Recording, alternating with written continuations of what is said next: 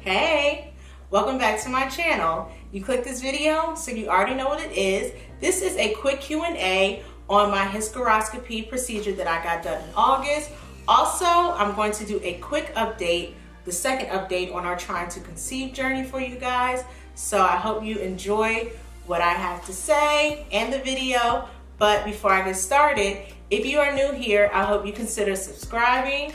And if you do subscribe, make sure you hit that bell button so you can receive a notification every time I upload a new video. And if you are a subscriber, you already know what it is. Thank you so much for being a lovely subscriber.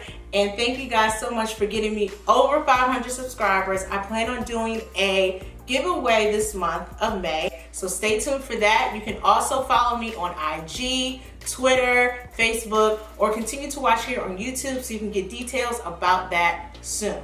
So without further ado, let's get started. And as always, stay classy, stay cute, and let's get into this video. So if you are new to my channel, the most popular video on my channel right now is the blog that I uploaded about my hysteroscopy procedure.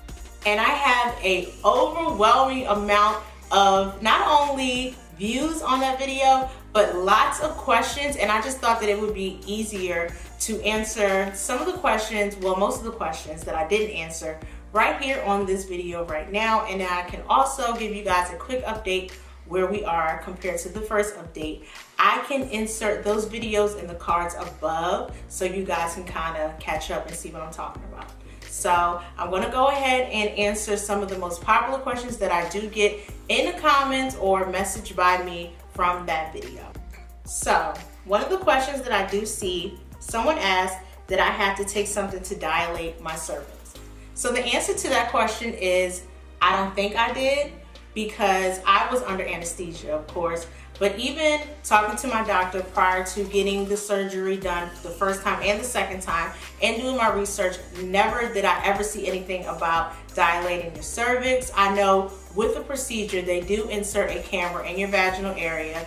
They look, you know, wherever the polyps are, that's what they're going to be looking at. And then that's how they know to take away, remove them, or however have you. So mine were in my uterus, and I don't remember or recall my doctors or in research them saying anything about doing that. So the answer is no. So the most popular question that I keep getting is, are we pregnant?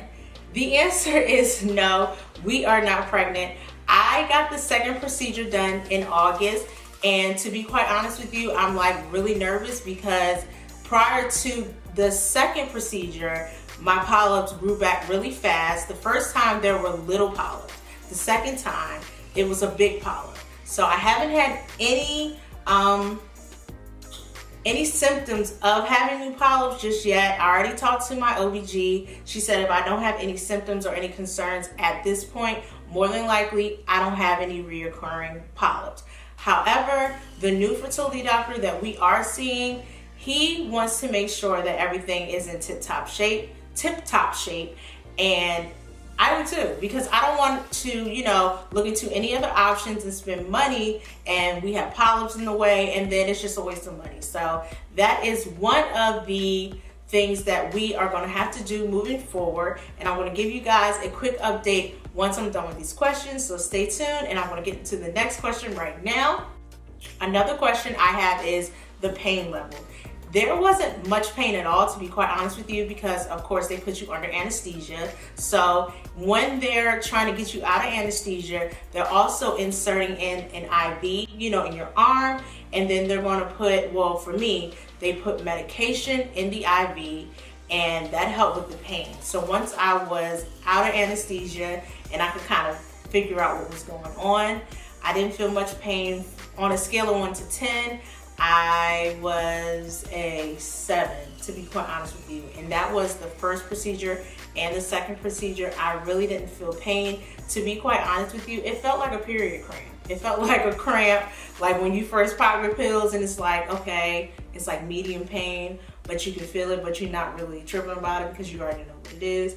But yeah, for me, that's how I felt. It was like a 6, 7, and it goes away really quickly. And when you go home, Well, for me, my experience, when I went home, I didn't feel anything. They do give you medication for pain, but I didn't take any medication because it honestly just felt like, you know, small cramps when you're on your menstrual. And for me, my menstruals were always heavy because of the polyps. So I was used to, you know, the pain of really intense cramps. So they were a little lighter.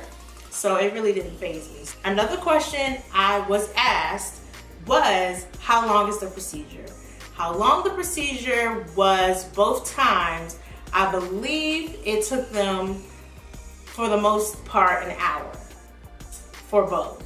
It never took over an hour. It was less than an hour for both procedures, both times, and you're in and out. You go there that morning. Of course, they give you a list of what you're not supposed to eat at all.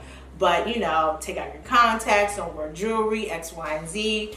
And they put you under, you go in for how many amount of times. Definitely does not take more than an hour if your polyps are not really huge, or it's not like an intense case, so, or severe case, I should say. So it doesn't take long at all, and you're in and out. And once you're home, more than likely you're gonna want to sleep. So another question that I also received was, how long was I in the hospital?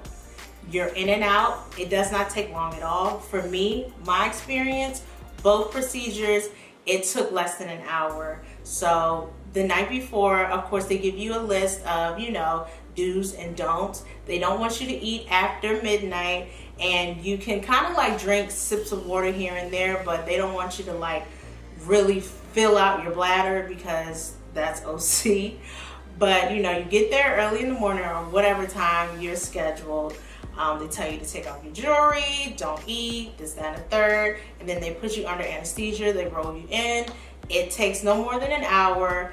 They take you out of anesthesia, and then you pretty much heal. So one of the juicier questions that I have gotten was, how long did it take for me to heal, and how long did it take for us to be able to try again?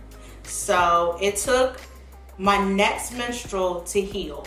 So luckily for me, when I got it done the second time, I think I was maybe ovulating around that time, and my period maybe came like 2 weeks later. And then from there, I saw my OBGYN. She was like, how do you feel? I'm like, I'm good, girl. She was like, okay, cool. I see you when I see you. Good luck. And that was that. And she was like, you can, you know, go ahead and try. So of course, she's like, if you feel any pain or discomfort, let me know. Don't try, don't get your groove on. But if you're good, I'm good, we all good, and yeah, make that baby. So it really all depends on what your doctor says and how you feel. And a lot of women are asking, you know, if I'm scared, they're afraid. Please don't be afraid. I think the scariest part is being under anesthesia, because a lot of people, you know, have their concerns about that. But the procedure itself is not scary. It's actually a positive thing and a good thing, because my experience with polyps, I was always miserable because you bleed in between intercourse and in between periods. So that's like so uncomfortable and such a hassle in itself. So because you eliminate all that, and if you are trying to conceive, that's another thing that you don't have to worry about. So I think it's an absolute blessing, and I thank God that there are doctors and procedures like this when you have issues like this, so you know you don't have to worry about it. So I'm telling you, don't be afraid, be positive, pray, and you'll be fine. Honestly, it's nothing to worry about, it's nothing to be scared of. So hopefully I answered all the questions that I wasn't able to answer, or just to clarify some things for everybody who is interested in getting the procedure or getting ready to get the procedure. So a quick update about me and my journey. As you can see, I'm here by myself.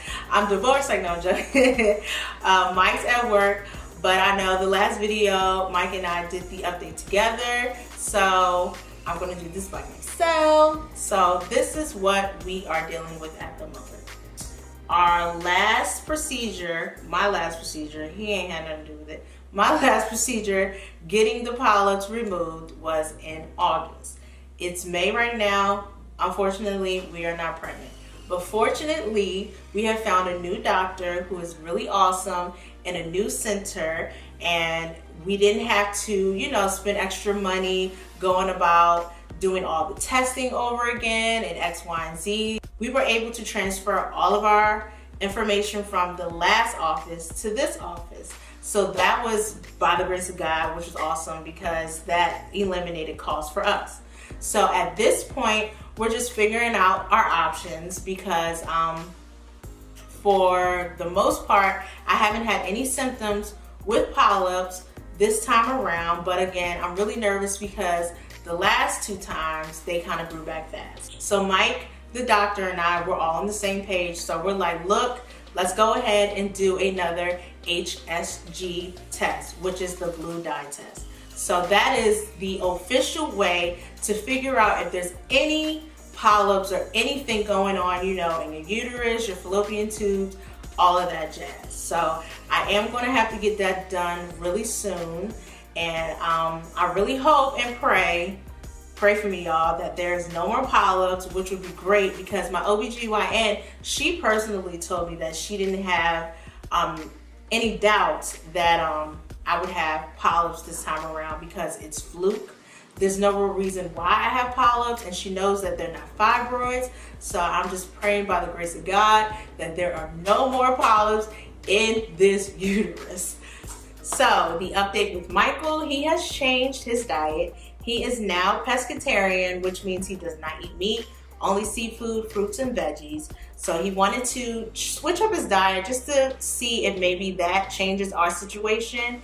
Honestly, we don't know where the infertility lies between him and myself. Even the doctor is saying that it's pretty much unknown at this time. So I cannot really pinpoint what's going on, if it's me, if it's him, and whatever he has going on.